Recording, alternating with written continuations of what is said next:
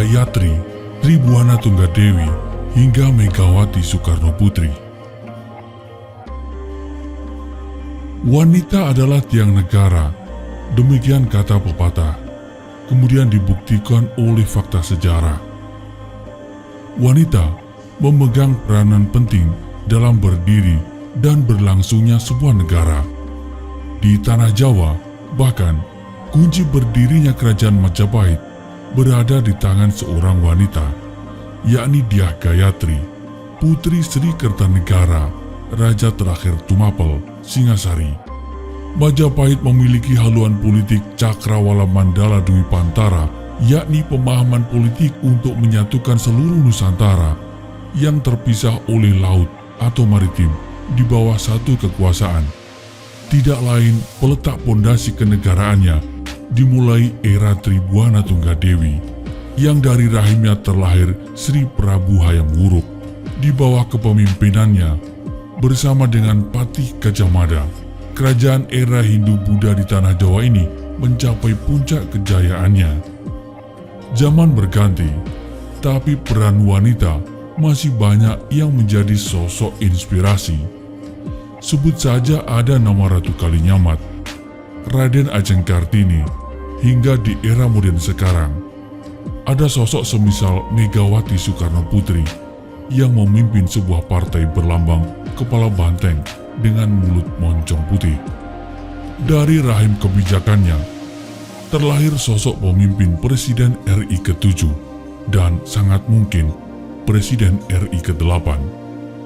Nah, Sobat Getigu, terlepas dari pro dan kontranya, berikut ini 5 sosok ibu negara yang berpengaruh di Nusantara.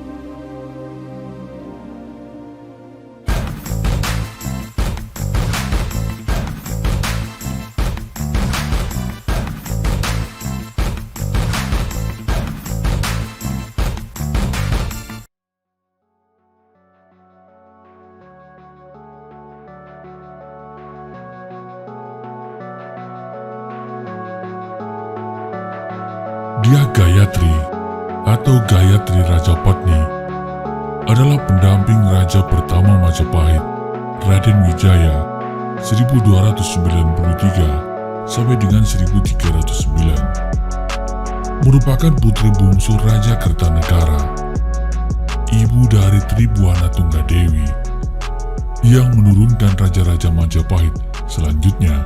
Negara Kertagama menyebut Raden Wijaya menikahi 4 orang putri Sri Kertanegara, yaitu Tribuana yang bergelar Tribuaneswari, Mahadewi, Narendra Duhita, Jayendra Dewi, bergelar Pratnya Paramita, dan Gayatri, bergelar Rajapatni. Selain itu, Raden Wijaya juga memiliki seorang istri dari Melayu bernama Darapeda, bergelar Indreswari. Dari kelima orang istri tersebut, yang memberikan keturunan hanya Darapeda dan Gayatri. Dari Darapeda lahir Jayanegara, sedangkan dari Gayatri lahir Tribuana Tunggadewi dan Raja Dewi.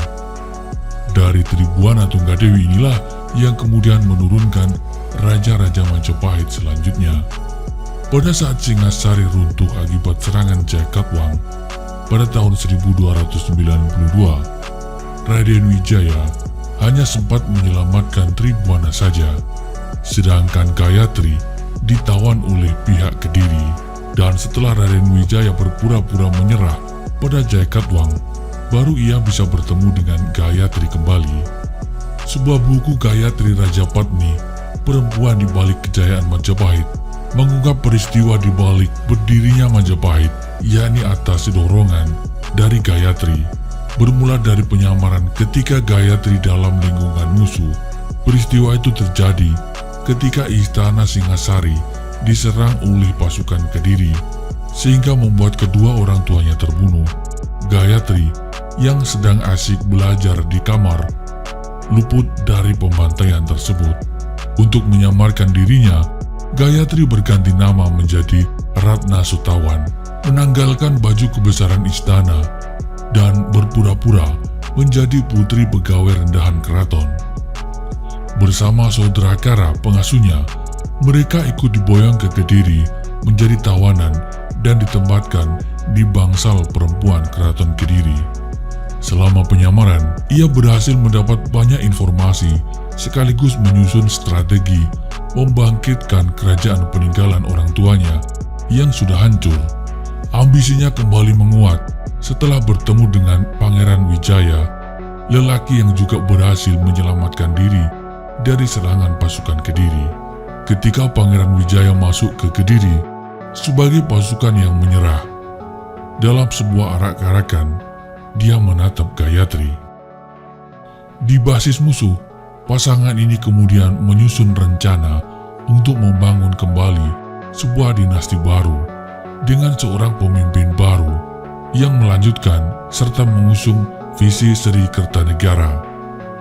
Ia pun menyusun strategi dengan membangun kekuatan dari Madura.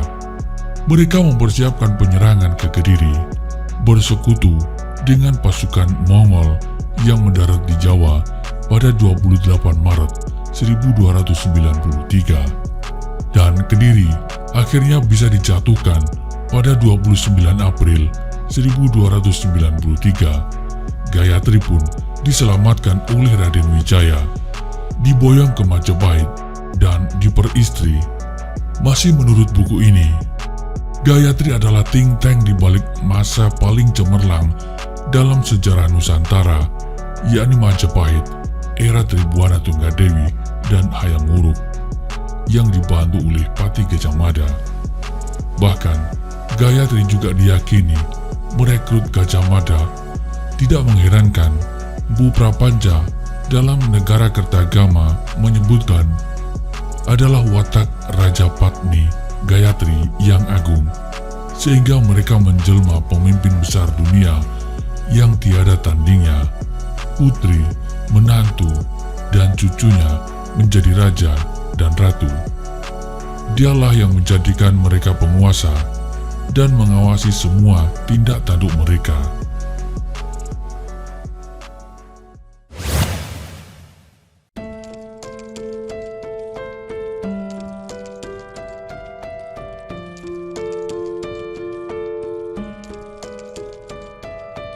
Tokoh perempuan berpengaruh berikutnya adalah Dyah Gitarja, penguasa ketiga kerajaan Majapahit.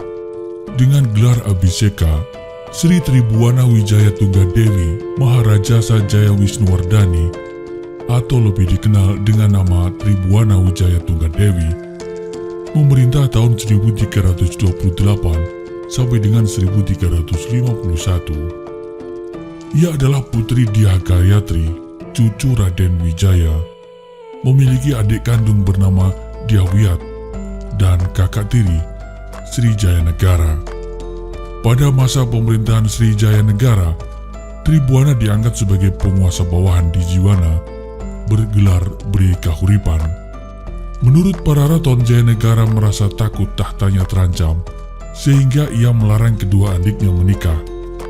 Dan setelah Jayanegara meninggal tahun 1328, para kesatria berdatangan melamar kedua putri. Setelah melalui proses sayembara, diperoleh dua orang pria, yaitu Cakradara sebagai suami Dyah Gitarja dan Kudamerta sebagai suami Dyah Wiyat. Cakradara bergelar Kertawardhana Britumapel. Dari perkawinan itu lahir Dyah Hayam Wuruk dan Dyah Nertaja. Hayam Wuruk kemudian diangkat sebagai Yuwaraja bergelar Bri Kahuripan atau Bri Jiwana, sedangkan Dyah Nertaja sebagai Bri Pajang. Tribuana Wijaya Tunggadewi memiliki peran yang besar dalam perkembangan Majapahit. Dalam periode kepemimpinannya, ia berhasil mengembalikan kepercayaan rakyat kepada pemerintahan. Ia juga berhasil menaklukkan wilayah Keta dan Sadeng, mengangkat Pati Gajah Mada sebagai Rakrian Mapati yang menghasilkan program politik baru, Cakrawala Dwipantara, yang diikat dalam Sumpah Palapa. Dan dari sinilah cikal bakal penyatuan Nusantara di bawah kerajaan Majapahit yang terwujud pada periode pemerintahan Sri Prabu Hayam Wuruk dan Mapati Gajah Mada.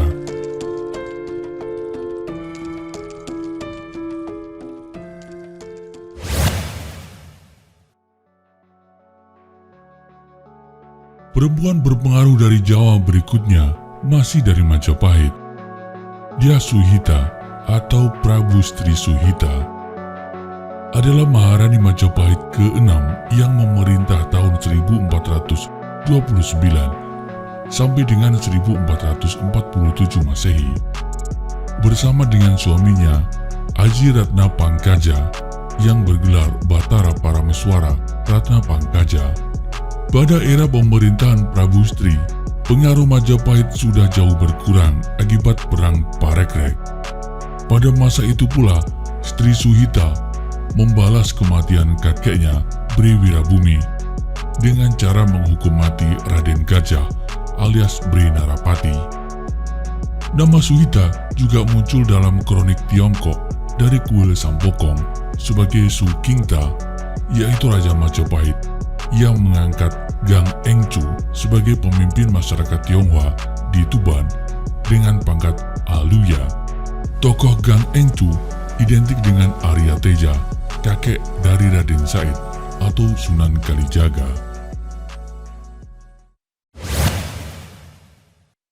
Setelah zaman berganti, era Hindu-Buddha digantikan era Islam. Hampir tidak ditemukan tokoh wanita yang menempati posisi strategis sebagai puncak pimpinan pemerintahan, kecuali satu nama, yakni sejaman dengan pendudukan Portugis di Tanah Jawa. Ia adalah Ratu Kalinyamat. Nama aslinya adalah Retno Kencono, putri Sultan Trenggono, Raja Demak ketiga, yang memerintah pada tahun 1521 sampai dengan 1546. Pada usia remaja, ia dinikahkan dengan Pangeran Kalinyamat. Sejarah Ratu Kalinyamat beririsan dengan akhir periode Kesultanan Demak dan perjuangan melawan agresi militer Portugis. Dua peristiwa berat terjadi, mendera dari dalam dan dari luar. Puncak peristiwa dari dalam adalah gugurnya suami Ratu Kalinyamat hingga membuahkan janji dan sumpah Topo Wuto Asinjang Rikmo di Gunung Donorjo untuk membalas Aryo Penangsang. Ratu Kalinyamat menjadi Bupati Jepara setelah kematian Aryo Penangsang tahun 1549. Wilayah Demak, Jepara, Jipang menjadi bawahan Pajang yang dipimpin Joko Tingkir atau Sultan Hadiwijoyo. Meski demikian, Ratu Kalinyamat ditempatkan sebagai tokoh senior yang dihormati. Ratu Kalinyamat, sebagaimana Bupati Jepara sebelumnya, Patiunus, bersikap anti terhadap Portugis. Pada tahun 1550, ia mengirim 4.000 tentara Jepara dalam 40 buah kapal memenuhi permintaan Sultan Johor untuk membebaskan Malaka dari kekuasaan bangsa Eropa itu. Pasukan Jepara bergabung dengan pasukan Persekutuan Melayu hingga mencapai 200 kapal perang. Pasukan gabungan tersebut berhasil merebut sebagian Malaka, namun Portugis membalasnya. Pasukan Persekutuan Melayu dapat dipukul mundur, sementara pasukan Jepara masih bertahan. Baru setelah pemimpinnya gugur, pasukan Jepara ditarik mundur. Pertempuran selanjutnya masih terjadi di pantai dan laut, yang menggugurkan hampir 2.000 prajurit Jepara. Kejadian ini tidak membuat Ratu Kalinyamat jera. Berikutnya, pada tahun 1565, kembali ia memenuhi permintaan orang-orang Hitu di Ambon untuk menghadapi gangguan bangsa Portugis. Begitulah sejarah mengenang kegigihan Ratu Kalinyamat, satu sosok yang mendapat julukan sebagai Raina de Jepara, Senyora Pederosa Erika, Ratu Jepara, seorang wanita yang kaya dan berkuasa, seorang perempuan pemberani.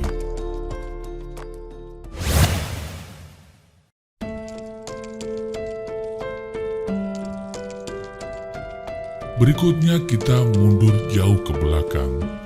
Era awal ditengarai adanya pemerintahan berupa kerajaan di Tanah Jawa, yakni Kalingga. Kenapa admin menempatkan pada urutan kelima? Karena terdapat silang pendapat terhadap eksistensi Ratu Sima. Identifikasi ratu sebagai raja perempuan sebenarnya adalah pergeseran makna, yang sebenarnya di era Jawa kuno, ratu tidak lain adalah menunjuk makna raja sekarang. Meski minim catatan sejarah dari dalam, gaung kebesaran Ratu Sima terdengar hingga mancanegara. Ia dikenal sebagai sosok yang adil, tegas dalam memimpin. Sang ratu menjunjung tinggi hukum dan tak ragu menjatuhi sanksi kepada pelanggarnya. Itulah kenapa rakyat sangat patuh. Kala itu, seorang raja bernama Tasih dari Timur Tengah ingin menguji kebenaran kisah tersebut dan pergi ke Kalingga. Ia sengaja menjatuhkan kantung berisi emas di jalan untuk melihat adakah orang yang berani mengambilnya. Ternyata, kantung tersebut tetap berada di tempat semula hingga berbulan-bulan kemudian. Setelahnya, Pangeran Narayana, putra Ratu Sima, tak sengaja menyentuhnya dengan kaki. Sang ibu pun hendak menghukumnya. Namun karena Narayana melakukan secara tidak sengaja, para pejabat setempat memohon keringanan dan ampunan untuk sang pangeran. Ratu Sima memimpin Kalingga selama kurang lebih 60 tahun. Rakyat begitu menghormatinya karena ia mengajarkan kejujuran dan nilai-nilai kebaikan.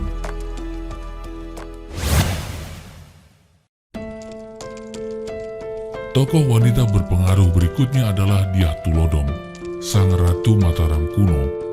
Perempuan sebagai pucuk pimpinan kerajaan juga terdapat di era Medang atau Mataram kuno. Sri Maharaja Rakeh Layang Dyah Tulodhong atau disingkat Dyah Tulodhong, Raja Medang periode Jawa Tengah yang memerintah sekitar tahun 919 sampai dengan 924. Dalam pemerintahannya, ia menduduki jabatan Rakrian Mahapatihinu bernama Mpu Ketuwijaya yang juga bergelar Sri Ketudara Manimanta Praba Prabu Sakti. Sedangkan yang menjabat Rakrian Halu adalah Mpu Sindo. Satu catatan penting, Mpu Sindo adalah yang kelak nanti memindahkan pusat kerajaan Jawa ke bagian timur dan mendirikan wangsa sendiri, Wangsa Isyana, yang seterusnya menurunkan raja-raja Jawa berikutnya. Kita sudah melihat kiprah perempuan sebagai pucuk pimpinan sebuah negara dari abad 9 hingga Majapahit abad 14 dan era Islam terdapat nama Ratu Kalinyamat. Pertanyaannya adalah bagaimana dengan kiprah perempuan sekarang? Apakah perannya masih strategis seperti dulu? Ternyata masih sama. Meski sistem berubah, tidak lagi kerajaan, melainkan demokrasi. Peran perempuan masih kental hingga sekarang. Yang bisa melahirkan adalah perempuan, ibu. Meski bukan anak biologis, tapi dari tangan kebijakannya melahirkan pucuk pimpinan negeri. Dia adalah Megawati Soekarno Putri, putri proklamator Bung Karno. Lahir 23 Januari 1947, merupakan Presiden Republik Indonesia yang kelima, menjabat sejak Juli 2001 sampai Oktober 2004. Merupakan Presiden wanita Indonesia pertama yang mengikuti jejak ayahandanya. Di tangan Megawati Soekarno Putri inilah, atas persetujuannya, Insinyur Joko Widodo menjadi calon presiden.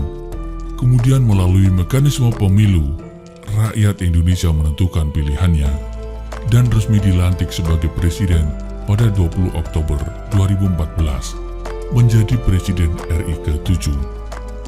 Lagi, kebijakan Megawati Soekarno Putri memainkan peran kunci ditunjuknya Ganjar Pranowo sebagai calon presiden jelang Lebaran 2023. Sang ibu menobatkan putra mahkota sebagai calon presiden Republik Indonesia. Apakah pencalonan ini akan membuahkan hasil seperti hanya dilantiknya Presiden RI ke-7? Tulis di kolom komentar.